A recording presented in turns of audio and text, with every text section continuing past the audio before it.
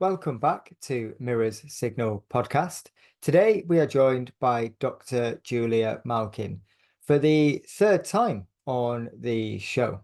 In today's episode, Julia talks about dyspraxia and how that can affect learners in the car while they are learning to drive, and some of the things that we can do to help our learners and understand a little more of what's going on with our students.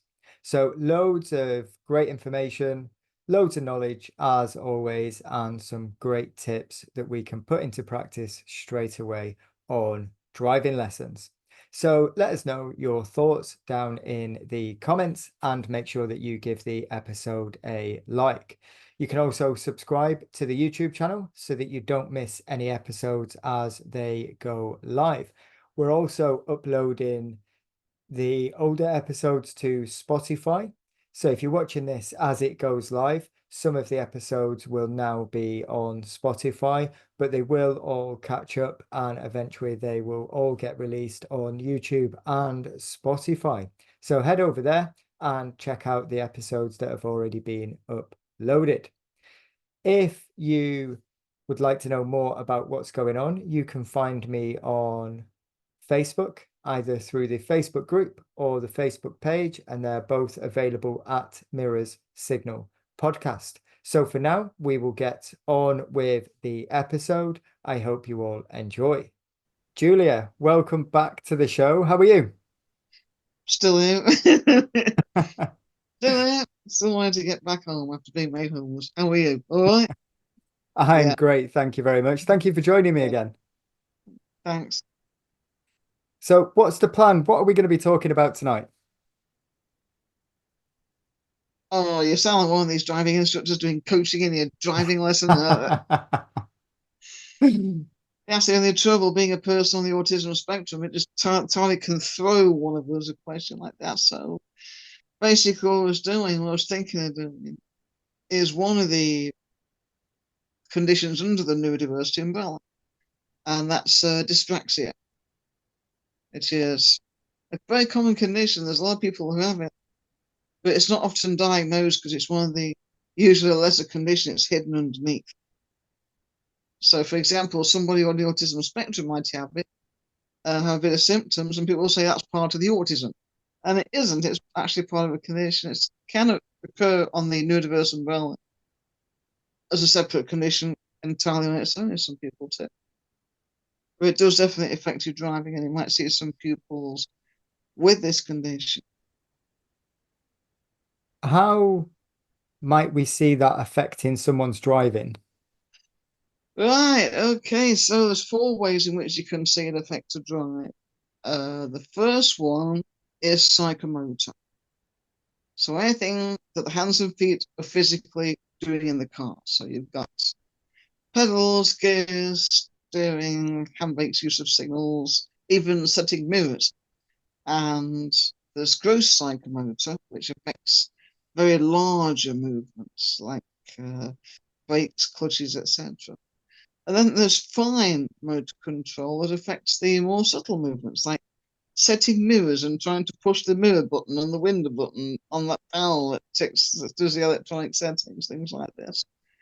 And you might find some very curious actions or behaviors in the car as you try and do it and can't do it. You can get frustrated, we get upset, we can even burst into tears on it. And it's a quite debilitating condition because it's a lifelong condition, which means we've had it all our lives, and even as kids, we've not been able to coordinate properly. So some of us can't throw and catch a ball, which means we've been excluded from the school sports, things like that. And because team games are important to kids, we're often the ones on the sidelines, and we're often not part of the peer group. Self-esteem is really low.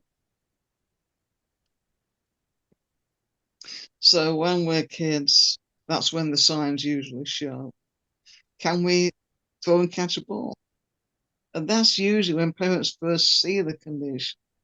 It's when they try and throw a ball and we're reaching out to catch it, but the placement's different. The brain is not processing accurately where the ball's coming in on. So we have difficulties trying to catch it. Some of it affects us physically as well as mentally. So some of us have rather funny fingers like this. Now you can press that, and that's like jelly. Not sure that's registering on this tape, but as you can see, that's totally We'll see that's it what. if anyone's watching the video version. So as you can see, yeah, as you can see, you'll be able to see that, and that can literally press it all the way down. It goes totally by itself. And I can't feel a thing in there. I mean, honestly, if I'm serious, you can stick a pin in that thing and I won't be able to feel it. And so even things like tapping on a computer keyboard, if you're putting pressure on your hands in that respect, sometimes, you can wear the skin off your finger and you're thinking, what's happened to that? And sometimes you get bruises and things and you wonder where that's come from. And sometimes you have trouble holding a pen. In fact, with psychomotor, one of the fine psychomotor tests is when I got a pen, and I use kind of like a light plastic one. We don't use a big heavy metal thing. It's a nice light plastic pen you can hold between your thumb and finger like that and see if you can physically hold it. Now, some of them have a kind of tremble on it like this. And some of them, the fingers will be out of joint, and you might have to even bend them back in to make them hold this pen. They're like that, and you're thinking, no, like this, bit more, bit more, bit more. And it's quite difficult because when you're holding it, you're thinking, I want to put the other fingers around there, hold it like that. And some of them actually write like this because they can't hold the pens too well. So what you then make to do is think, right, they hold it between these two fingers here. And now you use your thumb and turn the pen. You actually physically turn it. So then when you get it turning in one direction, then we turn it in the opposite direction. And then we use the other hand, see if the other hands can do it. So using your dominant hand first, and then being able to turn the opposite direction. Okay, do it the other way. That's it. Well done. And sometimes, if you're very lucky, I have two of them going and they turn the same way. If you're very, very lucky, you can get that as well. So that coordinates the hands, and you can see the level of difficulty. You can get some fingers that stick out. You can get a thumb in a strange position and say, hold the wheel, I hold it, boy. And even things like trying to get us to steer when our hands are in a different position. We're thinking, right, sometimes we need angles and timing points to help us start a psychomotor routine because they're quite difficult to do. We suffer a great deal with psychomotor problems. If somebody has a can of pop like this and being able to hold the can, this brain needs to know how much pressure the hands put on the can. And they need to know the amount of pressure to hold it without dropping it, and the amount of pressure to hold it still without denting it or squeezing it too hard. And then one hand has to hold it, and the other one's going to flip the top. And you're thinking, can you do that? And honestly, some of these people are incredible people. They're trying and trying and trying the best, but they can't take the top of a bottle. Things like this. We're very accident-prone people because the psychomotor skills are very poor. Sometimes we bump into things and spilling drinks, and it's all over the place. So when we drive, it can be quite debilitating. That's the psychomotor problem that you're going to see a lot of. And with a dyspraxia case, this is very, very common. And we're going to find our balance can be poor. So you find probably an uneven walking gait with some of us. And activities, we have a lot of trouble. Some people think we're very clumsy with dyspraxia. Because of that, we often call it clumsy child syndrome. Because we try to do things we can't, we stumble and fall over, things like that. Which leads to our next problem. We've got our psychomotor problem. And now we're going to get our spatial awareness problem, which is a second part of it. Now, say spatial awareness, which once again is another part of throwing and catching. You have to find the place away. So once again, as kids, another reason why we can't find that ball. And we're thinking, right, okay. So this problem is because we see ourselves in a metal box. That's our car. And where are we in relation to those four wheels that we can't see and the curb that we can't see from the front? And we're thinking, if we're in this box here, how can we know when we're actually parked up properly? Where's our driving position? Things like that. And the everyday people can often be able to use the brains to imagine it, to feel it, figure it out. But with us, whoa, can have a lot of problems. I had a driving instructor come to me that had so much trouble even stopping on the left And they had to do techniques outside the car as well as inside the car to help the pupil gain the sense of perspective needed. And it is a problem because spatial awareness and balance and the sense of self inside this metal box. And we've got to maneuver this metal box into Bay Parks and things like that, where they can't see some of it. Sometimes this is a third problem. We have memory trouble. And these memory problems that we get a lot of difficulties regarding exactly where and when things happen. So we can be in the car and get reference points lined up so we know when to turn and where to steer. And we're halfway through a task, we've forgotten completely. And we need constant prompt to be able to get this right. We like to be the kind of people that gets a task 100% right before we start on the next task. For example, even something like setting the gas. I had a pupil take a whole hour on setting the gas. That was all we were doing. That foot had got to learn to go from the floor to the pedal, put the right amount of gas on, and hold it for a full minute. And then off again, press the brake, different pressure, and then go back on the gas again. Can that foot remember it? No, it can't. It's got memory trouble. So consequently, it took an hour for that foot to learn to remember. So that brain could tell that foot exactly what pressure to put on that gas and how to hold it for a full minute. So then with that gas pressure steady, she could then do all the observations. But you couldn't hold that and do the observations unless it was able to hold for a minute. So that's how fine the tasks need to be really brought down for dyspraxia because of the memory. We like to have something done 100% right so the brain remembers it before it goes on to the next task, i.e. clutch control. This is why a lot of people with dyspraxia end up in automatic cars. A lot of us with dyspraxia can drive manual, but it takes us more time, more effort, more energy, and more money. So we have to bear that into account when dyspraxic people are being taught, because you're psychomotor plus spatial awareness plus memory. Your fourth problem is multitasking. And that is why another thing we do one step at a time. We need to be told that when that task is perfect, when we learn another task as well, then that first task will come and go. The skills will come and go, and that's part of natural learning. But it can cause a lot of frustration, a lot of trouble. When we spent all that time, a full hour, trying to get this gas right, then all of a sudden we're doing clutch work and that foot's forgotten where it's going. And it's a very common problem. So you've got those four difficulties you're going to get. You've got your psychomotor, you've got your spatial awareness trouble, you've also got your memory issues, and the multitasking difficulty. So you imagine doing something like a maneuver when you got all those four issues. And it's going to take a lot of quite specialist teaching with some people, yes. So that's the kind of thing you're going to see in your car. That sounds like it sounds like one of the most challenging conditions you could have and try and learn to drive. If we were to list off the skills that you need to be able to drive, I'm pretty sure you've just listed all of them as something that you're going to potentially struggle with it. We have a lot of problems as dyspraxic people now. Because I have the condition myself, I know what it can be. It's debilitating. Nothing is worse than being in a class full of kids and having all the kids get everything right and we can't do it. No matter how much we try, still can't do it. So imagine that's that problem that we've got going into adult. So you get it through college, and you get it through uni, and then you get it through work. So it's a constant condition we've got to be aware of all the time.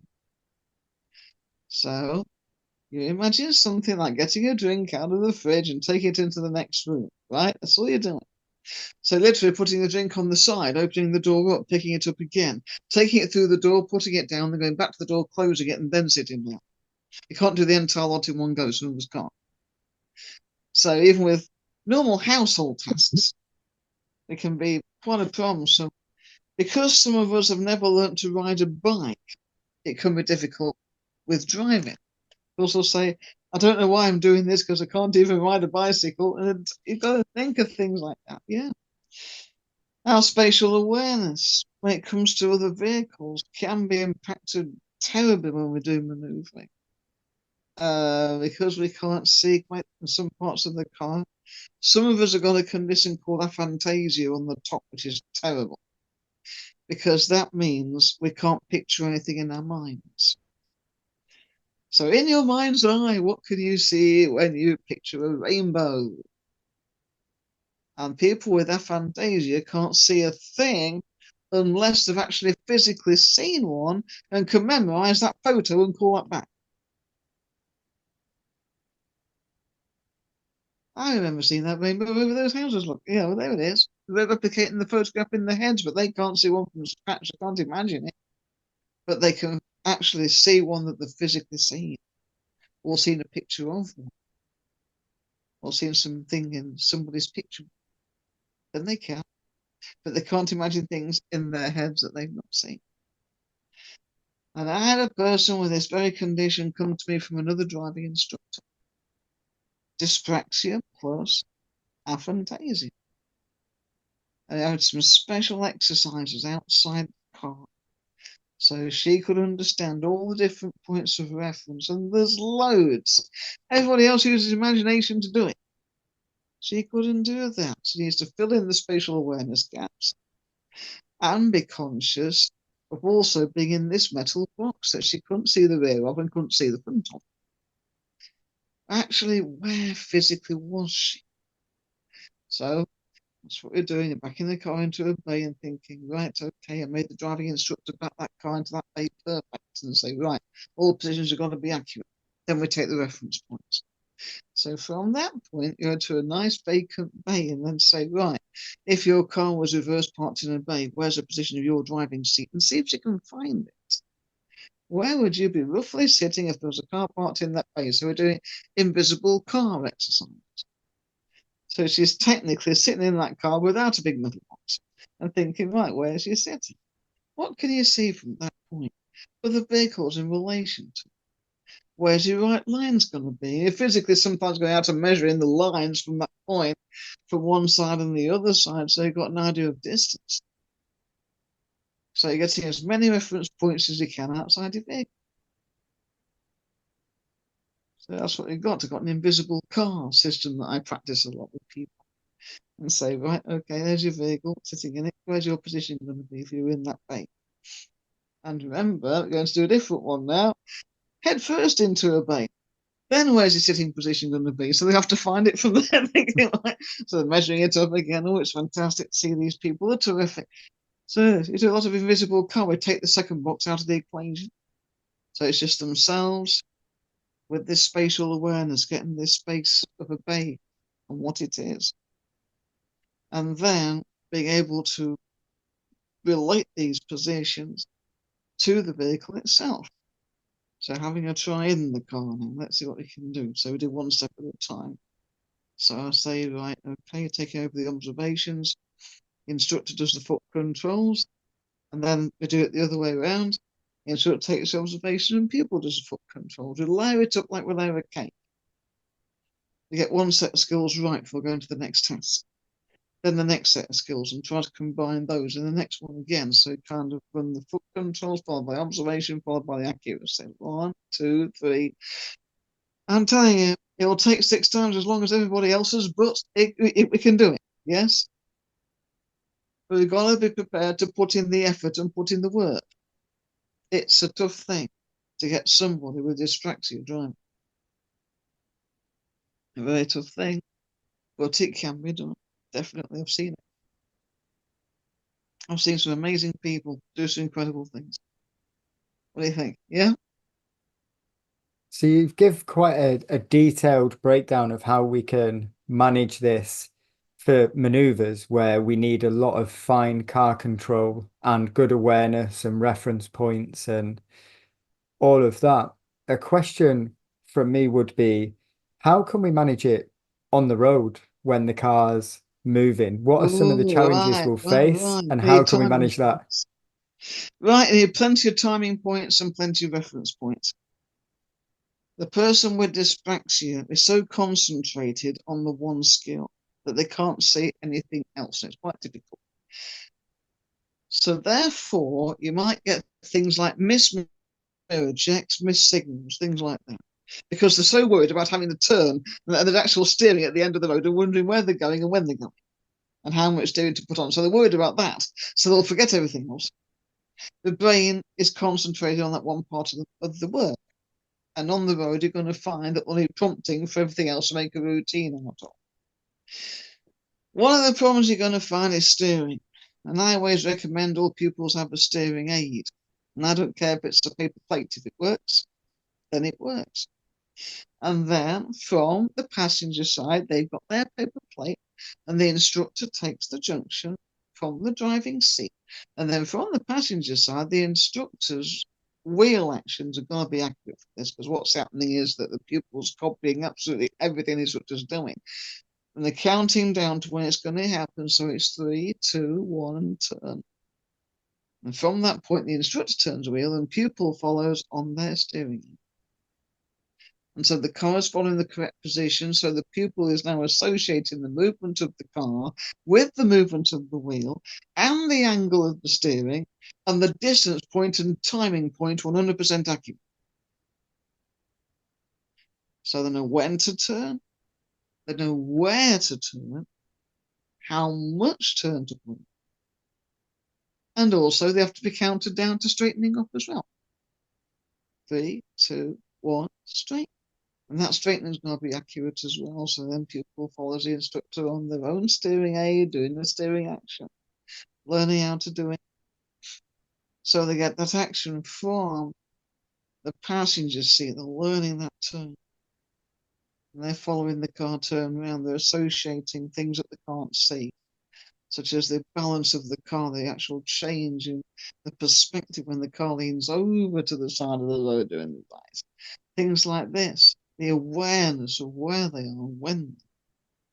See, when I take it to little bits like this, then you can realize how complex this driving task is. Because of bringing things in here that normal drivers wouldn't even think about. They were not thinking about things like that and how that sense of balance. I mean, honestly, it's so serious. I mean, some people are really seriously travel sick who've got dyspraxia because of that car movement. They're not anticipating it. So it trained the brain to anticipate that movement of it going over. You're bound to be. You've got forces acting on that vehicle. You've got cornering force, things like this going on. And your pupils got to be aware that's going to happen. So it's a sense of balance. That sense of balance will change.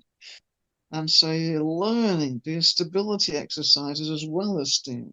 So you're getting stability, reference points, timing points, angle points, steering direction, steering speed, and all of that executed at one junction. And all the instructor's got to do is say 4 little words called 3, 2, 1, turn. And then the pupils following and learning all of that at the same time. And when that works, it works an absolute treat. But it's just the fact the instructors sometimes don't even think of things like this. How a slight motion of the car can put a disturbance into somebody's brain here and thinking they don't know where they are or when they are. 3, 2, 1, turn. So that's preparing the brain, saying 3, 2, 1. So they know something psychomotor is going to happen and they're getting ready to do it right. So it's not a big flurry of hands and feet that it usually would be. If it's left to its own devices, you're teaching them where. You're teaching them where and how much and how that force is going to affect you. So you're doing a lot of things at one junction. And that's just one simple little turn. You wait till you get to the complex ones, you're teaching them a lot more. Yeah. And of course, practicing. Soon they'll be counting 3, 2, 1 to the turn point. So the instructor does the count first, then the pupils can join in with the count, and then the counting themselves, and then the count goes into their heads, so they won't need to say it anymore. And that's what usually happens. Sometimes it can transfer that whole knowledge through one session. Sometimes it takes about 4 hours to transfer it over. Depends on how your pupils learn it. But your main thing is the instructor starts off with the count, and then afterwards you count together. Then your pupil goes on with the count, and they won't need to do it anymore. And that time point gets logged in as a point of reference. So that's not imagination. That is something that is processed and given into the brain, and it's almost like a file that's recorded in. So all you got to do is say turn it right at the end of the road, and it goes on playback.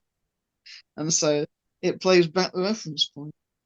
3, 2, 1, turn. And they can do it from the driving seat or them driving themselves. Might need, because of the multitask, you take the tasks apart and they concentrate thoroughly on that steering. And then you build the tasks in one by one. So you got the steering right. So let's see if we can increase the braking prior to the turn, going 3, 2, 1 on the brakes. And then afterwards, when they got that right, they finish going 3, 2, 1 on the brakes. So we say, right, then we check mirrors and signal, and they go 3, 2, 1 on the brakes. So the routine goes back and back until they get the whole that MSPSL lined up with that steering. What do you think? Yeah. Is that the building block for them to then have the skills for, say, navigating a country road where some turns are going to be almost hairpin and some are going to be a swooping kind of right or left bend? Is that, by doing this practice, does that give them the skills to adapt it themselves for those different situations? Well, what I usually teach is standard angles for 90 degrees. So in a standard 90-degree side road, it's usually a left turn is a 3/4 turn on the wheel, and your right turn is 1 turn and 1/4. It is on most cars, usually around about those kind of angles. And then as soon as they get the idea of the difference in the timing and the speed and the steering position of those two, then we alter the angles up. And you're thinking, right, so this one's going to be a little bit less. It's going to alter two things. First thing it's going to alter is the speed at which steering is applied. The second thing it's going to alter is the amount of steering put on. So there's two things. Everybody thinks, oh, you need a bit more turn, but it's more than that. You need to put it on a bit faster as well. So yes, you've got to think about things like that as well. There's other things out there affecting that brain.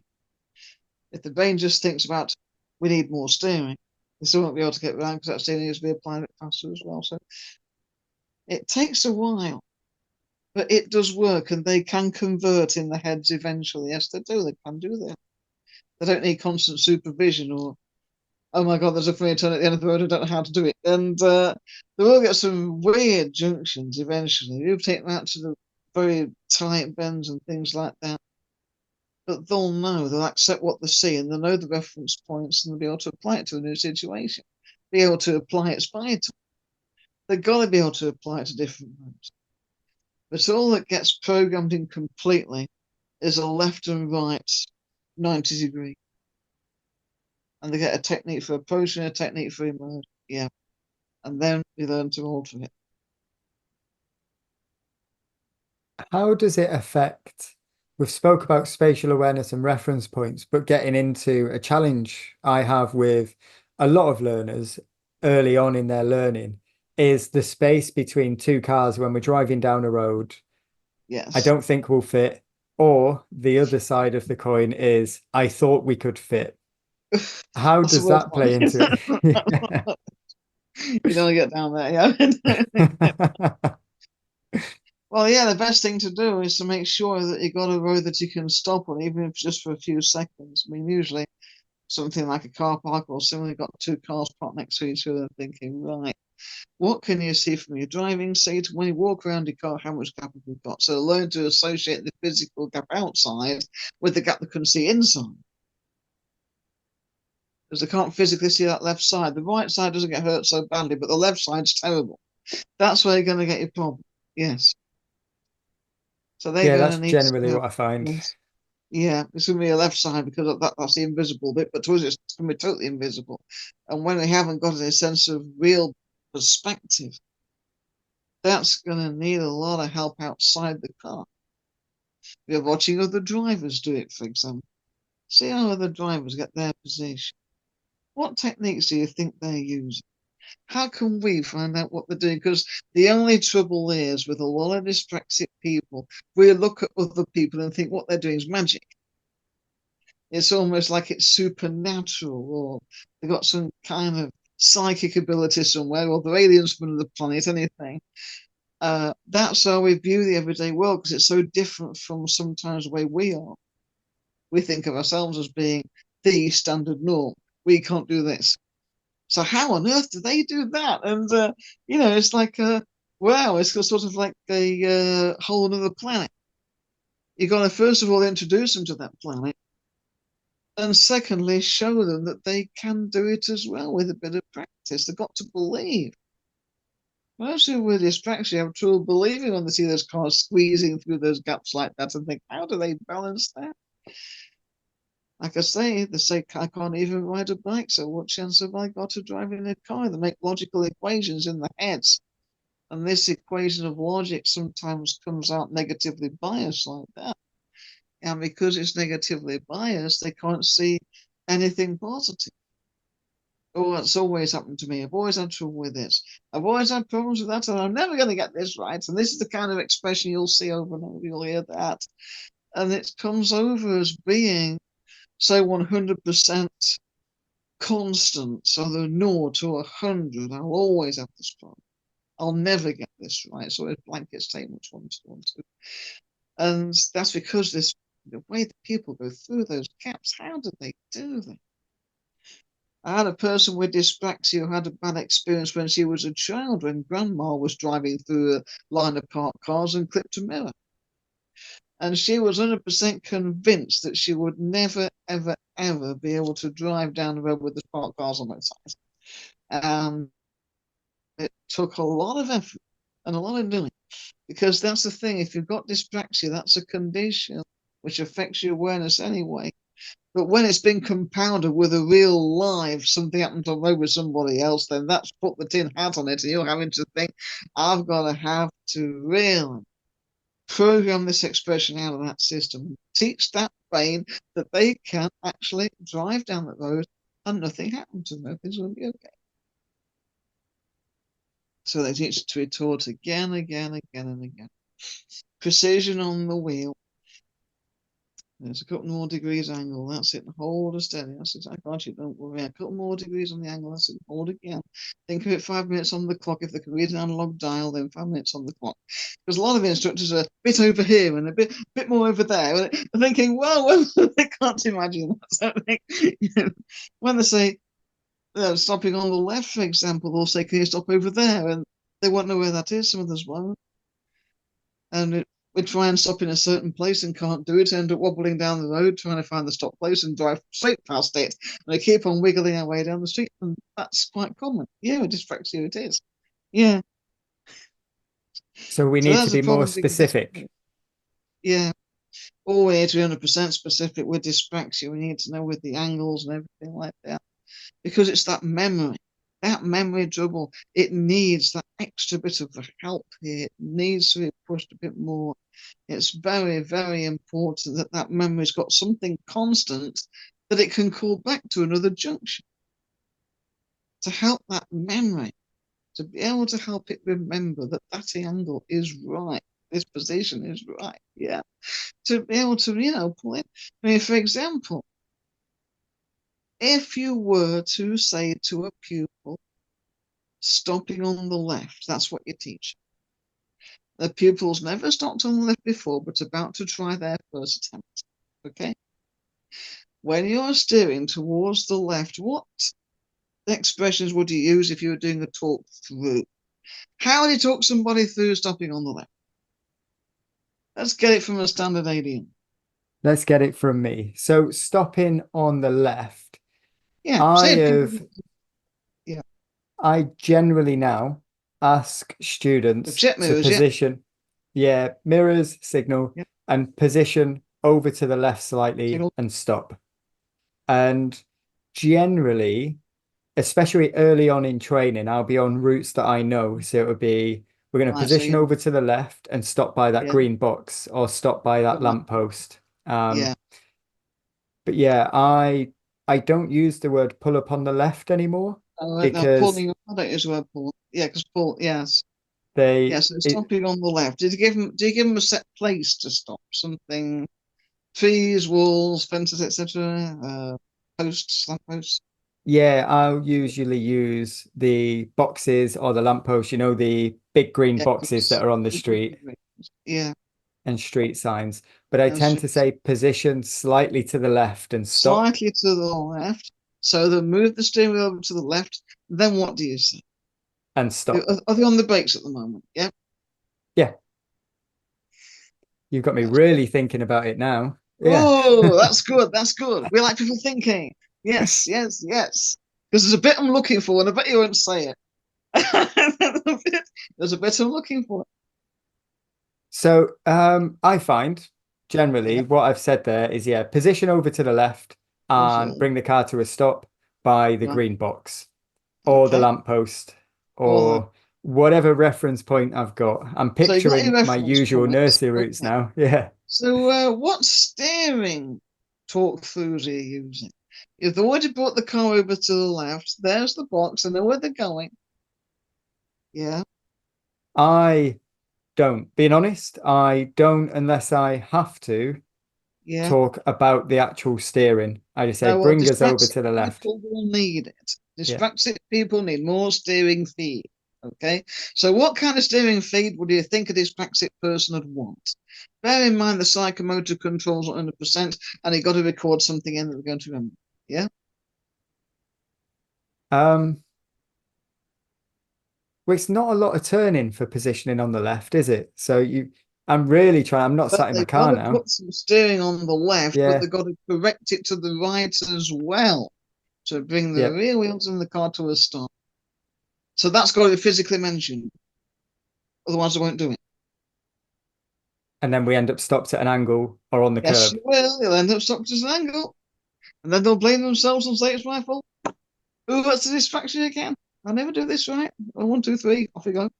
Yeah, so you've got to mention that because the imagination won't naturally correct. Okay? They're too busy thinking about the stopping position to think of anything else. The second thing they've got to do is check to that stop point, then check the road, and then check back at that stop point. They'll end up goggling probably a bit too much as well. Desperate for that point of reference. Yeah. Yeah, that was why I still do try and change the wording of what I'm doing because when I say if you can just put us up on the left, they look at the left and then they're looking at the left mirror to make sure they're straight. So the front wheel hits the curb because they're worried about the back wheel. And the back wheel's nowhere near the curb, but the front wheel's just bounced off it. Yeah. Um, so it's trying to find the way. And generally now that's why I say position just over to the left and stop. Because I find when they're positioning, because they've driven down a road, they know how to position left slightly and position right slightly. So just position us over to the left and stop. Okay. But for those that are struggling with steering, it's interesting to see that I need to be more specific with the steering and the You straightening back imagine up. somebody trying to do it in a kind of virtual reality sort of scene, where their reference point is roughly at driver's eye level, but anything below and under there doesn't exist at all. So it's kind of like in this black box, you've got nothing else. How much more tuition will we need? How much more talk through on that wheel to get that right? Yeah. A lot. And So there that's is where the dyspraxic person will certainly need that help or need that support there. Because there's gaps. You have to fill the gaps. What do you think? Yeah. it's an interesting challenge, and I'd like to go back a little bit because it's something that I feel like I struggle with. And it was when you were mentioning that generally people have struggled all of their life. Like, I can't Oh, ride a they bike, can. I can't do Self-esteem's this. low. You've got to watch for that. You've Yeah. got self-esteem like that. Yes. Yeah. And I've had that. I can't ride a push bike. How am I going to drive a car? Yes. What are some things that we can do from early on in the lesson to help those students build confidence in themselves? Well, first things first, they've got to learn to build a sense of trust in their own decisions.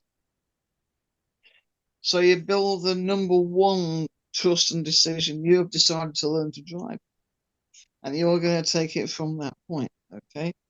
So when they say to you, I'm no good at this, say you're good at making decisions. I don't know. So made a decision to drive a car today. Right, let's see what we can do. The first thing that you need to know is 100% the 3 blanket statements I train everybody with.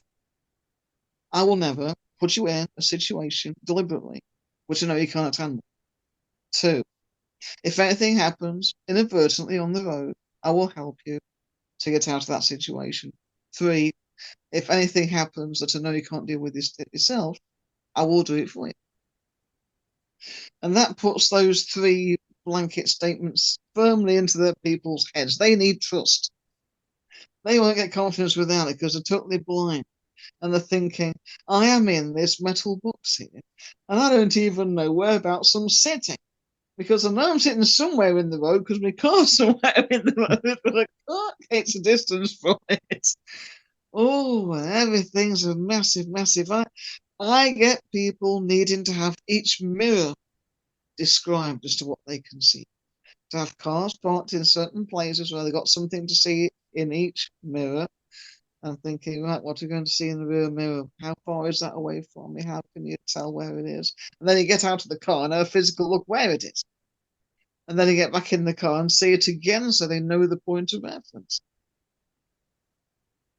So each mirror, I've had that, where every single mirror has its own perspective that needs to be programmed into the person's brain. So you're thinking about how to support this person. Every person with dyspraxia is different. It's a spectrum, big spectrum. Yet some people with a lot of complex problems, limbs might be out of synchro and you have to teach the fingers how to grip a wheel.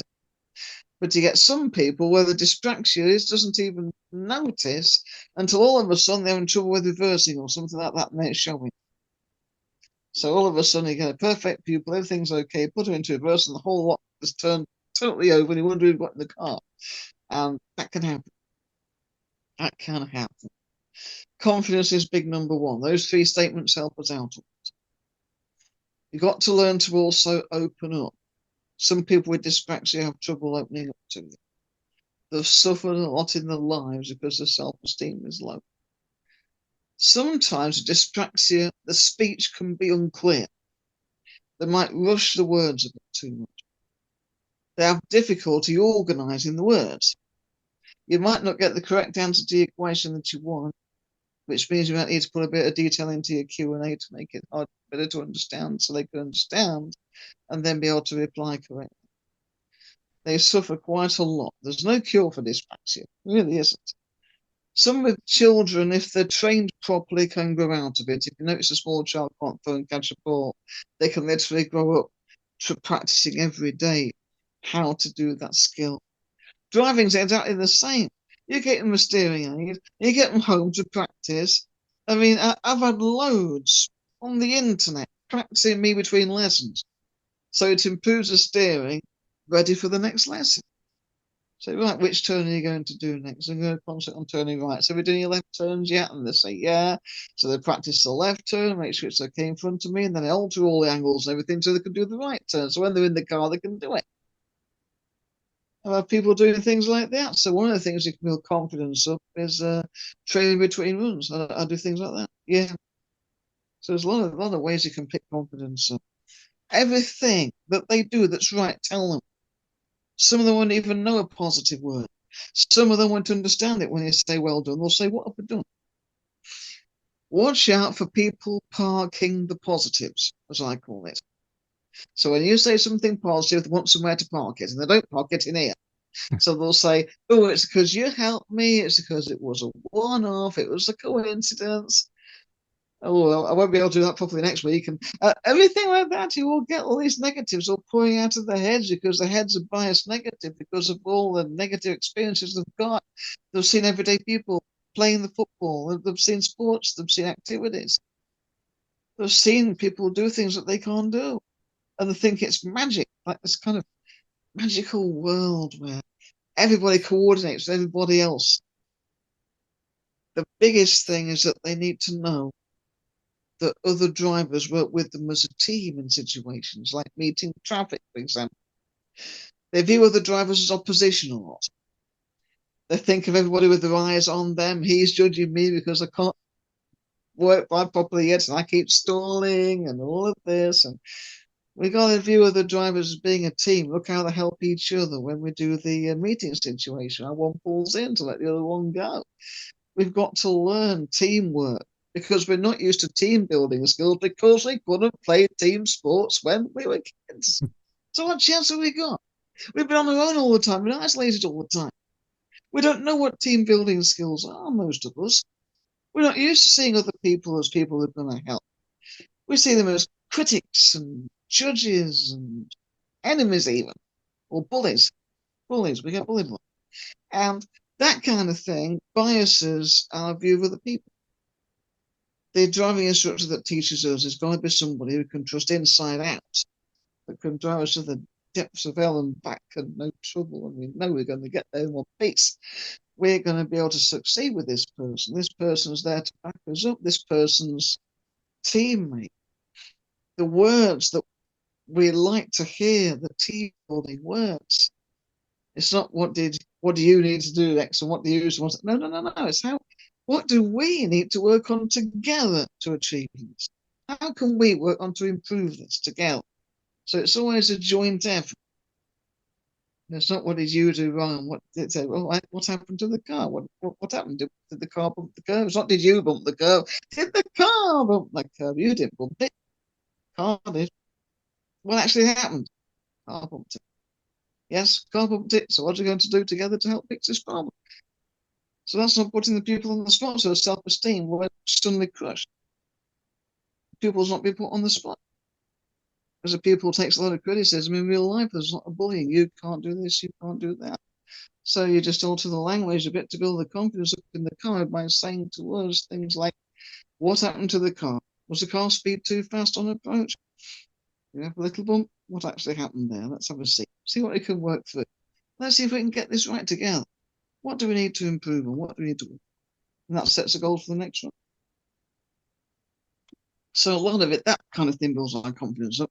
We're not used to teamwork. We're not used to people working alongside us. People with dyspraxia can't play team games when they're kids. So if we do sports at all, it's usually sports we can do alone. Weight training and such like. We usually do things that are lone activities. Because with teamwork, you have to do several things at once. You've got to know the rules, remember the rules. You've got to remember everybody else in the team, where their positions are, what our position is, and keep that ball in play at the same time. Oh dear, multitasking. Wow. Spatial awareness. Oh, so you're bound to have trouble. And if we can't work as a team like that when we're little kids, how are we going to survive in the world? We've got to learn that it's teamwork. We've got to learn teamwork skills. That's the most important thing we ever learn in the car is the instructor's a big teammate. And the car's a teammate too. We've got to be with the car's member of the team. And also that the drivers work as teams together. And they point out examples of how it works. Because it seems like a magical world. And we're thinking, no, it's not magic. It's people working together to achieve. We've got to learn that. That's the biggest key to this is teamwork and team building. We're not used to it. Might feel funny, might feel weird. You might see our heads kind of, whoa, because it's entirely alien. But that's how it is with us. You're introducing us to a world that's alien to us. And when you're teaching dyspraxia, it's more than just trying to put some feet on the gas and a foot on the brake and a foot on the clutch and things like that. It's trying to teach us a brain driving a body to drive that body better. And then the brain to drive the body drives the car. So the car's an extension of the driver. That's our teammate. So then you got brain driving the body, driving the car. And now car can drive into a bay. So you got this bit, that bit, this bit, and I got that bit. So it's expanding a little world out. What do you think? Yeah? It's changed my thoughts on it massively. And the way I think I'll approach some lessons going forward, because I felt I was breaking things down, but clearly not enough. And I thought I was breaking things down for my students, but the way you've explained it and understanding a little more about how other people see the world, I think is interesting, and it's key to that teaching how the student wants to learn and making the lesson unique to that individual, opposed to, but this is how it works for everyone else. This is how we're going to make it work for That's the you. trouble. We have three little words, and it's called never assume anything. Because you actually think everyday person, they all think identically and they all see things identical and they all want identical driving lessons. It doesn't work like that, yeah. So sometimes you will not be able to believe that these people that sometimes I get to come into me, if you're an everyday person with this experience with a classic 17-year-old boy who's just going through it, passing the test, the next one, and going through again. And all of a sudden you come across someone, one of these amazing people, and thinking, well, you know, you have to forget all you know, or think you know. You have to question everything you know. And you gotta think outside that little box there. So it's not teaching a driving lesson technically as you would do. You're teaching a brain to drive this body, which coordination is a bit different and the perspective and awareness is different. And then this brain driving this body has got to drive this vehicle, which is to that person a big metal box around it that they can't see the edges of. So they'll need reference points to be able to help find it. So it's almost teaching a machine to drive a machine. You got to think of that kind of perspective. And now you're thinking this brain driving this machine, that we call our body, driving another machine in teamwork with our body to be able to go in and out of these amazing little bays like that and thinking, well, you imagine yourself having never driven an articulated truck before, doing your maneuvers in that. And that's how tough it is for one of us. Yes. So we're almost teaching them to understand how to move their body opposed Exactly. to It's the all about car. body coordination because that's alien. You got to think, how do everyday people catch a ball? And I can't do that. And that's when we're like 4 or 5-year-old kids. You imagine when it's like an adult. How can we possibly drive this vehicle? We want to do it. We want to really learn to do it. And some of us are desperate to do it. We desperately need to belong in that world out there and trying to do the best we can. But because of negative, we have all these negatives, you know. You got society saying, we can't support you, you can't do this, can't do that. You've got to diagnostic reports say you'll never do this and never do that. We've got society saying you're useless at this, you'll never, you know, we're getting bullied all the time. The world is negative. The world's negative bias, so our brains get negative bias. You got to teach our brain how to be positive, even about our body, and thinking, right, we have to teach this brain to drive this body, and the body drives this vehicle. And so it's split everything up. I've even had people on the internet using foam pads and practicing brakes and clutches on bits of foam under the feet to get the idea of pressures and pressurizing and how the feet can learn to recognize pressure. I've had all works on the internet and even learning how to use an indicator and thinking, you know, because sometimes they'll bash it down because they won't know how much pressure to put on. And some people are changing gears and bash the indicator on by mistake when the hand goes flying down and change the gear. And so they have to learn a 3-2-1 count with that. So the hand's getting ready to go down to the gear lever in 3, 2, 1, and down. And they practice the speed at which that hand leaves the wheel. So it doesn't go around slapping on the indicator. We actually time it and time the speed. Things like that. You got to question what you know. Even the speed where a hand leaves the steering wheel to go onto the gear lever, change the gear, and come back to the wheel. Even that needs to be practiced sometimes because of this coordination, awareness, and programmed in. So the memory accepts it.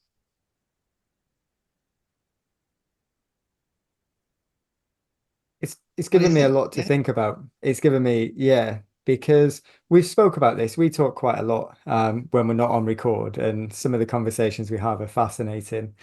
And I think this seems to be, and I'd like your opinion on it. It is it well diagnosed, or is it generally Hmm. Yeah. missed or not diagnosed? Where are Well, we at with it? usually what happens, it's a developmental disorder, and that's what it is. It's very common out there, affecting the coordination. Right, so basically, those who have ADHD or autism, what usually happens is because the ADHD and the autism got diagnosed first, that's dominant condition. Then if they show symptoms of dyspraxia, they usually say, oh, that's part of the autism. That's part of the ADHD. So because you've got ADHD, that's why. And it's a separate condition. Those with dyslexia, it's very common with. And 1 in 10 have got dyslexia. So you're dealing with quite a population of people who've probably got this dyspraxia, yeah? Like I say, it's a spectrum. Some people don't even know the do it. You can often see in the way they use the hands how it comes through. And the way they can use expressions through hands, that can often happen as well. There's coordination of hands. They can probably see when they try to hold objects, and especially when it's something small. And can they hold it and can they turn it, or do they have problems manipulating things? Have they gone through life having trouble holding a knife and fork?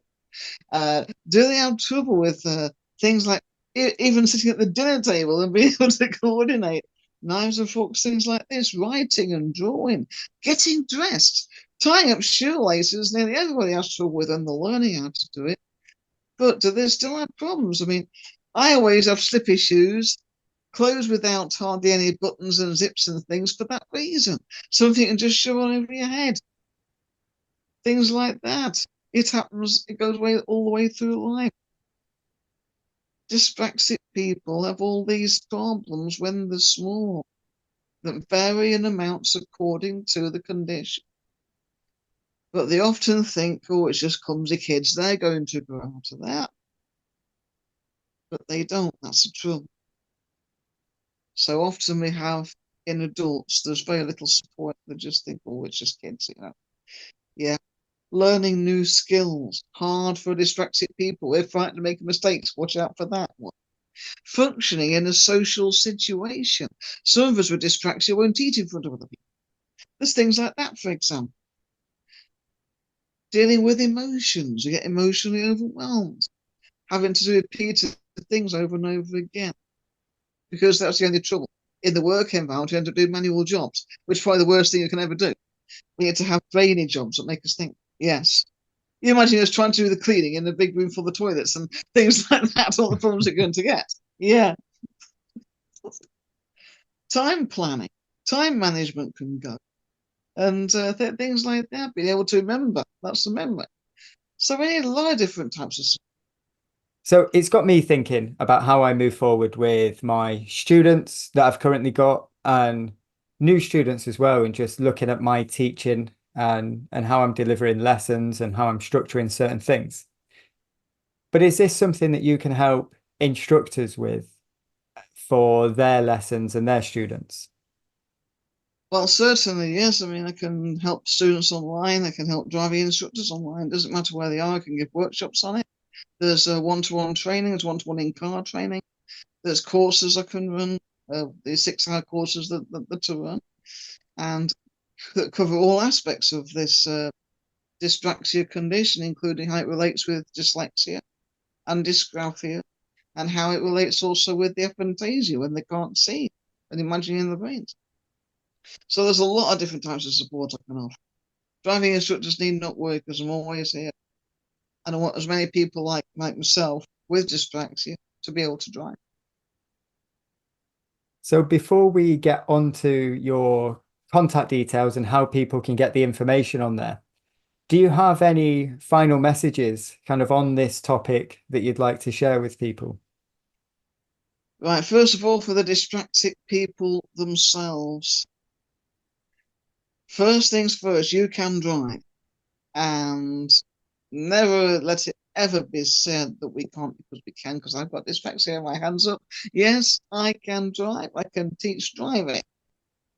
And if a person with dyspraxia can become a driving instructor, then a person with dyspraxia can drive a car. Yes, we can.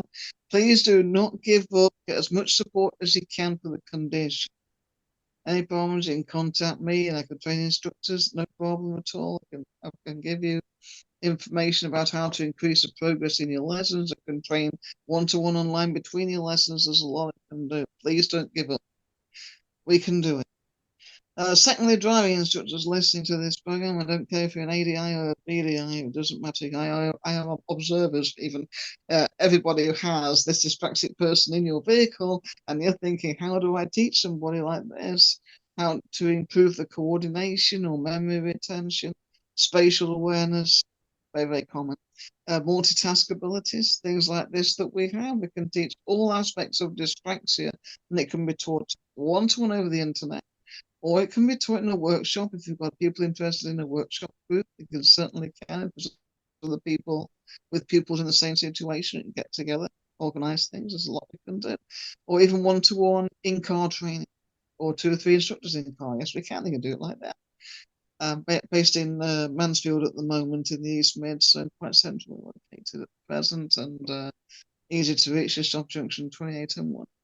So basically, yeah, if you have a problem with dyspraxia, I can certainly 100% help. It doesn't matter if the person's diagnosed or not, because there's a lot of undiagnosed dyspraxia. But if you see any symptoms like I've just told you about, whether it's the memory trouble, the psychomotor trouble, whether it's a spatial awareness problem, or whether it is multitasking, it doesn't matter if a person's had a diagnosis or not. The fact is, I'm here and they can get the help they need. And while we're on it, we've done obviously tonight about dyspraxia and the help that you can offer there. For anyone that's interested, because I know you've got a lot of different courses that you offer and support in many different ways, what are some of the other things that people can reach out for and help if they need it? Right, autism, all types, all levels. It doesn't matter if they're diagnosed or not, okay? I don't need a bit of paper. Fact is, I'll know on one side. And there's a lot of questions I can ask a person on the spectrum and find out exactly what level they are and the kind of support they're going to need. That's no problem at all. You can do assessments prior to driving. I've had quite a few people have driving assessments. So if a driving instructor says to me, I've got little Tommy wanting to learn to drive, I'm not sure whether he can, all I got to do is get online and I'll be able to say roughly whether he needs an automatic or rear drive manual car. Things like how long it's going to take to learn to drive, the problems it's going to face, the support it's going to need, things like this. You can do that. There's courses for instructors that cover the autism spectrum in all its depth. There's introductory courses to run as well, and workshops, of course, and in-car training.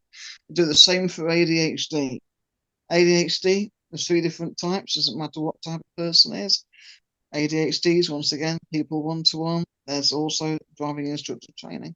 Same for dyslexia as well. The same for several mental health conditions, including anxiety on driving tests, of which there's quite a few different sorts. ADHD, for example, they get different anxiety than autistic people do. And they get different types of nerves than the everyday people do. You can fix the entire lot, no problems. Get down to basics, we can. No problems at all. Anything under the neurodiversity umbrella. We've had Ehlers-Danlos syndrome, Tourette's. I've had people who can't even read. I've trained them to pass the theory test. Any theory test trouble, which autistic people often get.